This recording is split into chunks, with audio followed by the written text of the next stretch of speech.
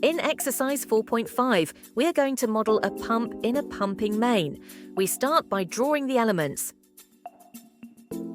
Remember to draw the pump in the right direction, from inlet to outlet.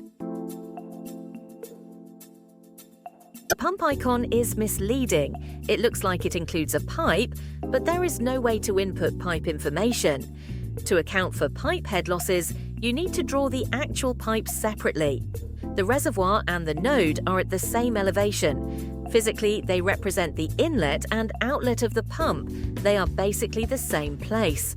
Now, we add the pumping main parameters. The last step is creating a pump curve to define the pump's behavior. Under Pump Curve, we give it a name that matches the pumping curve. To create the curve, go to the browser, open the Data tab, select Curves and click Add.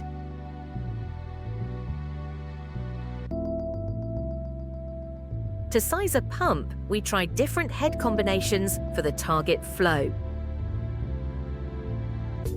On our first try, the pump is too powerful, pumping 8.51 litres per second instead of 5 litres per second. We keep adjusting the head until we get close to 5 litres per second.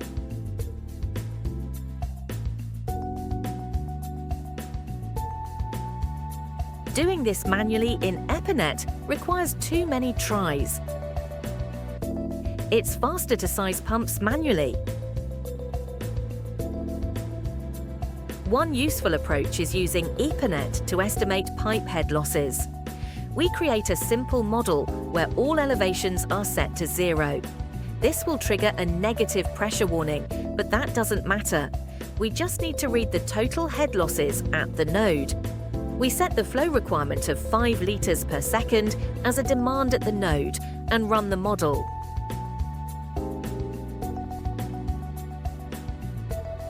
The pipe is 2.5 kilometres long, losing 4.38 metres per kilometre for a total of 10.96 metres of friction head loss. To calculate the total head of the pump, we follow these steps. Geometric head, 66 metres minus 0 metres equals 66 metres. Friction head, obtained from EPANET, is 10.96 metres. Velocity head, negligible, 0 metres. Total head, 66 metres plus 10.96 metres plus 0 metres is approximately 77 metres. The pump's duty point is 5 litres per second, 77 metres. You can model multiple options at once. For example, in this butterfly-shaped model, we simulate an existing 110mm pipe plus different diameters of a new pipe for various flow scenarios.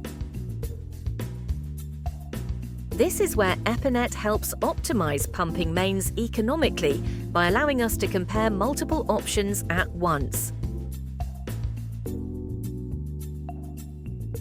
The base manual includes a chapter on pump and pumping main sizing.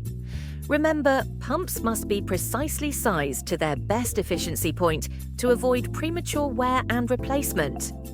Pumps handle being undersized better than oversized. An undersized pump will simply deliver less flow than planned and require a little extra time to pump, while an oversized pump can suffer damage very quickly. That's why you should not add safety margins or oversize pumps just in case.